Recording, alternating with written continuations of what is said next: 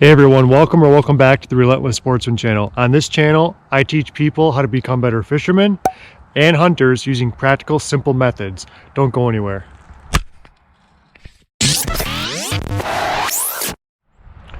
If you've still hunted before, you probably know it takes a long time to still hunt properly. I'm not going to teach you how to still hunt in this video. We'll save that for another time. What I'm going to do is show you the exact gear you're going to want to have in your pack when you go still hunting, especially for those longer hunts on the colder days. Okay, so on this table behind me, I've got tons of different stuff that I'm going to show you. It's small, but it's practical, and everything I have in here is going to improve your quality of a hunt, I promise. Otherwise, it's not on the list. What I would recommend you do during this video, since I've got so many items, small items, but items nonetheless, I would highly recommend you write them down, or at least think in your head, do I have that? Do I normally bring that with me when I'm still hunting? And if you don't, maybe make a note on your phone or on a piece of paper or something, because you can incorporate that next time you go out in the woods for still hunting. Check this out.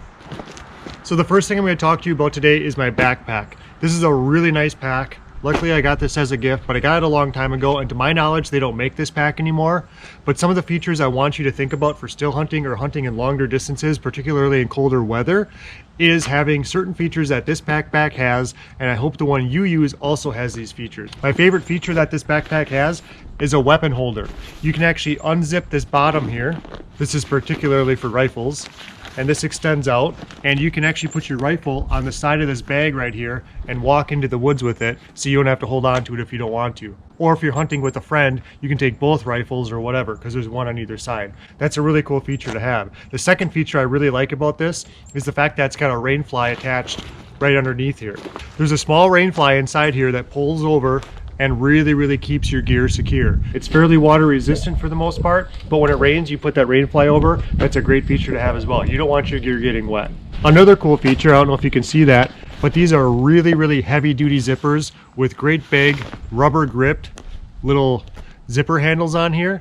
These zipper handles are big, and when your hands are cold, or when you're trying to do things and get organized or be quiet in the woods, having this is really nice. You can move them real slow. It's really smooth. They've never snagged up on me. They've never gotten stuck. And when you're hunting, those are the things you're looking for. I want efficiency and practicality over saving weight. All right, so the first item you need to carry with you, in my opinion, is a cell phone with a charger. We talk about cell phones dying all the time, especially in colder weather. For navigation, that's what I use it for. I use Onyx Hunt. And what I do to save battery, and because I normally don't have reception where I go hunting, I download the map for that area, and it uses the GPS feature rather than the cell phone feature if you don't have good service. It's really helpful. Of course, you need a cord for this. This one is a solar power charger, but it also charges by plugging it into your wall in your house. So before I go hunting, I make sure it's fully charged. I can get 4 full charges on my phone from this device. The next item you're going to need for long hunts, still hunting, is going to be a headlight, particularly with extra batteries. This takes 3 extra batteries. I carry 3 extra in a Ziploc bag. You want your hands free and to be able to see when you're walking out of the woods or going into the woods early in the morning. Headlights are the way to go.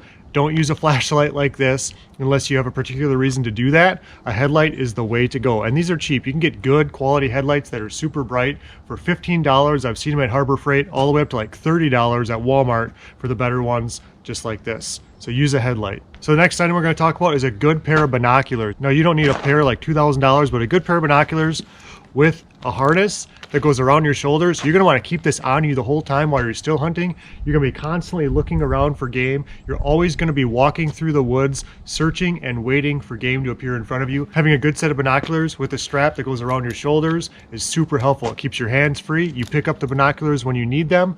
You put them down when you don't need them. I could never still hunt without a good pair of binoculars. This next item is probably going to seem a little silly to you, but this happens to be my boat cushion. But the reason why I use this when I still hunt is to get my butt off the ground. Oftentimes when I still hunt, I might wake up and go out in the woods early in the morning, sit for the first 2 hours when the deer are most active. In between those times, I'm going to still hunt in between the morning sit and the evening sit. Therefore, I'm going to want something to put underneath my butt when I'm sitting down so I don't get cold. This is not so much about comfort as it is it's going to help you keep warm if you sit down. Now, is this the perfect seat? No. I have it because I go fishing a lot. This is what I use, but I also use it on my backpack. I take these straps right here, wrapped around my backpack with the side straps that hold your gun on that particular backpack, and this just goes in the back of my backpack. It's nothing fancy, but it works actually have a good recommendation.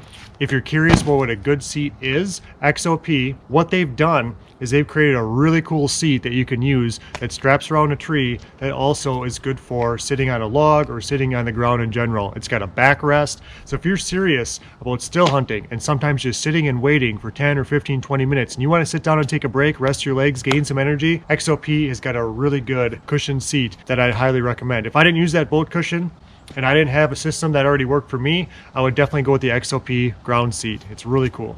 Next time on my list, waterproof boots. You have to have waterproof boots. If you're going with leather boots that aren't waterproof, your feet are going to get wet real bad, and that's going to be a problem for you. If your feet get wet, you're going to have problems walking. It's going to be uncomfortable. It's going to help cause blisters, and at the same time, you're going to be freezing your butt off. And wet feet, cold feet, not fun. So what I do is I use rubber boots, and these are uninsulated because you don't want your feet to sweat. It doesn't take long for wet, sweaty feet to become cold and become an issue, and that's not going to increase your quality of hunt. That's going to make it worse because you're going to be moving around and you're going to be antsy and you can't wait to get out of there, and you're just going to be downright uncomfortable. Next item, toe warmers, not foot warmers, because foot warmers are uncomfortable and toe warmers are fantastic. The reason why they're so great is because you take the toe warmer and do not put it underneath your foot like some people tell you to do. Don't do that. Put it on top of your toes. Your toes stay warm, your feet stay warm, because I get cold feet really easy. When I started doing that, even with uninsulated rubber boots like the ones I just showed you, I don't get cold feet anymore. And you're in the snowy pines somewhere, you're going for long walks in the winter with lots of snow and it's beautiful out. You don't want to get to the end of your hunt and have to cut it off early because your toes are cold. So this is what I do. I take these out when I'm ready to sit for the last hour or two of hunting, up on a ridge, overlooking a river bottom, whatever. And what I do, about 100 or 200 yards before I get to that destination, I stop what I'm doing and I put these on and I put them right on top of my toe inside my boot like that. That way I'm not walking for long distances with these on so my feet don't sweat, but at the same time I'm not making a whole bunch of noise, because you know these things make an awful lot of noise in the woods. Anything like this is going to in a tight package. So toe warmers with uninsulated boots, it's like the perfect combination because you don't sweat on your way in, but your feet stay warm for the most part while you're sitting. The next thing, a mega hand warmer. We've all seen those little hand warmers that maybe you put in one pocket, you put another one in another pocket, and they come in packs of 2 and you take that with you. That's fine, but I really like the mega hand warmer. You're not going to put one of these in a pocket and one of these in the other pocket. Some people put them on their back, they'll put them up here, whatever. They'll help keep you warm right on your chest. What I would recommend you do with this is use it in the next item I'm about to show you. You're going to want a good old general hunting muff for your hands to go in. You put one hand in this side, one hand in the other, and in between them you're going to put this big hand warmer, which it's not even really a hand warmer, it's just called a mega warmer, but I use it to heat my hands, so that's what I call it. Once I stick that inside this muff like this, my hands are really, really warm. And when your hands are really, really warm, you don't need gloves to operate your weapon. If you're drawing a bow with gloves on, that's not going to feel as good as using your bare hands. Same with shooting a rifle. You're going to need some extra calories out there, at least I think you will. I do. I need to eat all the time. I have a super high metabolism, so what I do is I bring something like this, which is energy rich. It's just peanut butter. This is going to keep you going longer and longer. It's going to make you feel better. When your blood sugar goes down and you can't really focus as much because you haven't eaten in a long time, that's what happens with me. You're not going to be as sharp. You're not going to pay attention. You're not going to notice yourself moving around a little bit. You're just not mentally as sharp as you would be if you keep eating properly and you have the proper nutrition. What I normally bring are granola bars. Sometimes I bring beef jerky.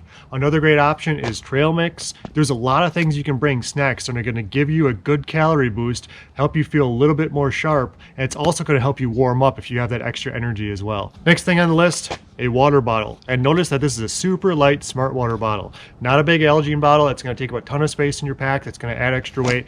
I bring this. Even when it's cold, your body needs to be hydrated. Slam that water. It's going to make you feel better walking in. It's going to make you feel better walking out. Don't forget to drink water in the cold weather. Now, I've been saying a lot of stuff about cold weather. I realize we don't all hunt in cold weather. A lot of this stuff is for cold weather hunting.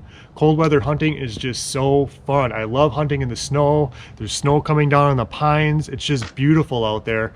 If you don't hunt in cold weather, a lot of these things you don't need, but a lot of them you probably still will. It's still good to eat. It's still good to drink water in cold weather. It's still good to have a compass, binoculars, all of those sorts of things. So if you're a warm weather hunter, in the southern states, for example, bear with me. There's a lot of things on this list for you. This No, there's no pills in here, I promise. You're gonna need something that's gonna detect the wind direction. In here I have milkweed. There's a lot of different stuff. You can use a powder, whatever works for you. Now this is no secret that milkweed works really well. If I let go of this, it's gonna tell me exactly where the wind is blowing.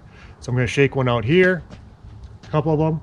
It's blowing in that direction, obviously. Every couple hundred yards, check the wind. It's gonna really save you from getting busted by those deer. And we know they've got one heck of a nose and they can smell you from a long way away if the wind is wrong. A compass, and it's not just for safety. It's so you can check the wind and realize what wind direction is coming from where and going where. I'll check my compass and I'll see if the forecast is correct or if it's shifted, and then it makes me change my strategy a little bit. I'm a big advocate for hunting the wind properly. If you don't hunt the wind properly, you're gonna be in trouble because the deer are gonna find out where you are if you're not aware of where your scent is blowing almost at all times. You wanna keep that handy at all times. So pin it up here, look down, oh yeah, we're in the right course, keep going. It's not just for navigation, it's also to determine where the wind is going. It's gonna help you strategize your hunt a little bit. This may seem silly, but I put a first aid kit on here. I don't use this ever, I never have, thank the Lord, but someday I might need to. And you probably don't need everything in here, so what I would do is I would go through your first aid kit, take out 3 or 4 items you think you might need. It could be some kind of ointment or antiseptic or something like that, but what I really think you're gonna need are Band-Aids. Not because you're gonna get cut up, but blisters. Blisters are the #1 issue people have when hiking for long ways in the woods, whether you're hiking for fun or you're hiking to get to your destination when you're hunting. Blisters suck and it's gonna completely screw over your hunt. So put on some Band-Aids as soon as they start happening. So a little first aid kit. This is my camping one, so it's way too big. I would condense this down a little bit. Maybe just take like 4 or 5 Band-Aids and something else, call it good. Right here, I've got an extra pair of wool socks. I normally keep this in a Ziploc bag, and the reason why is because I don't want these things getting wet. These are gonna go in my bag, in the bottom, because I'm hopefully never gonna need them, but an extra pair of wool socks is super important when your feet get wet. The best thing you can do when your feet get wet is immediately take your boots off, take your socks off, try to dry your feet to the best of your ability. Put on dry, clean wool socks. Put your boots back on even though they're a little wet and start walking fast, maybe even run. Get your blood going a little bit. Your feet are gonna warm up even though your boots are a little wet. Having that nice pair of wool socks that you just put on that are dry, that's gonna save your trip. I promise you. The next thing is toilet paper. This is pretty obvious, but you can even use this as a safety feature. If you get lost, you can start putting these up in trees and people can go in that general area and it kind of leads you to it, just like people put tags or little tacks in trees. Take the roll from your bathroom that's almost finished. Use that because it's much smaller. You don't need the whole thing. Just take a little bit with you. You'll be glad you did. Bring some kind of rope. This right here is a daisy chain. You can use paracord, something you can drag the deer out of the woods with for at least a little ways, get it out to the main trail, for example. You can also use this if your backpack zipper breaks and it's hanging open, you can strap up your backpack. There are a million uses for rope. I think you should bring rope with you for all hunting situations, camping, hiking, whatever. You can never have enough rope for that. But for hunting, and if you want to remain lightweight, take a light, small, strong rope. That's what you're going to need out there. This right here is called a blood light. It really brings out blood at night, especially when you're looking for deer. If you shoot a deer and you're all out in the middle of nowhere, you're 2 miles in the backcountry, you're up in the mountain somewhere, and you shoot a deer, if you want to start looking for that deer, this is going to make it a lot easier. The blood's going to show up a lot easier than it will on a standard flashlight or headlight. So having a blood light is a good idea. This is an extra item. I don't always bring this either, especially if I'm really comfortable with where I'm going. My cell phone has a light. I've got a headlight with extra batteries. But this light right here is like wicked bright.